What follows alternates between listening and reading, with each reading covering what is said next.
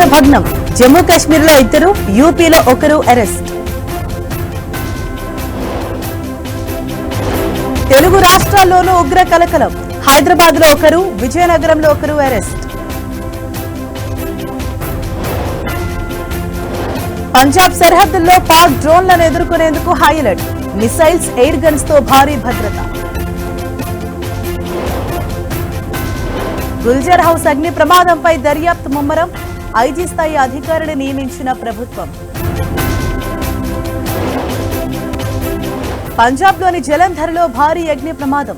టైర్ల ఫ్యాక్టరీలో ఎగిసిపడిన మంటలు. నేడు నాగర్ కర్నూలు జిల్లాలో రేవంత్ రెడ్డి పర్యటన. ఇందిరా సౌర గిరిజల వికాసం పథకం ప్రారంభించనున్న సీఎం. కాసేపట్లో జీవీఎంసీ డిప్యూటీ మేయర్ ఎన్నిక.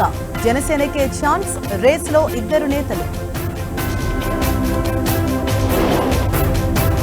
నేడు శబరిమలకు రాష్ట్రపతి.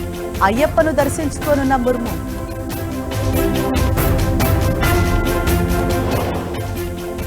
అమెరికా మాజీ అధ్యక్షుడు బైడెన్ కు క్యాన్సర్. త్వరగా కోలుకోవాలంటూ ట్రంప్ ట్వీట్. నేడు చైనా పాక్ ఉప ప్రధాని భేటీ. డ్రాగన్ సహకారంపై చర్చించే ఛాన్స్.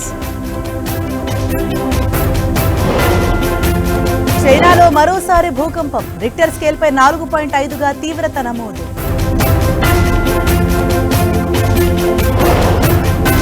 చురుగ్గా కదులుతున్న నైరుతి రుతుపవనాలు. దేశవ్యాప్తంగా భారీ నుంచి అతి భారీ వర్షాలు కురిసే ఛాన్స్.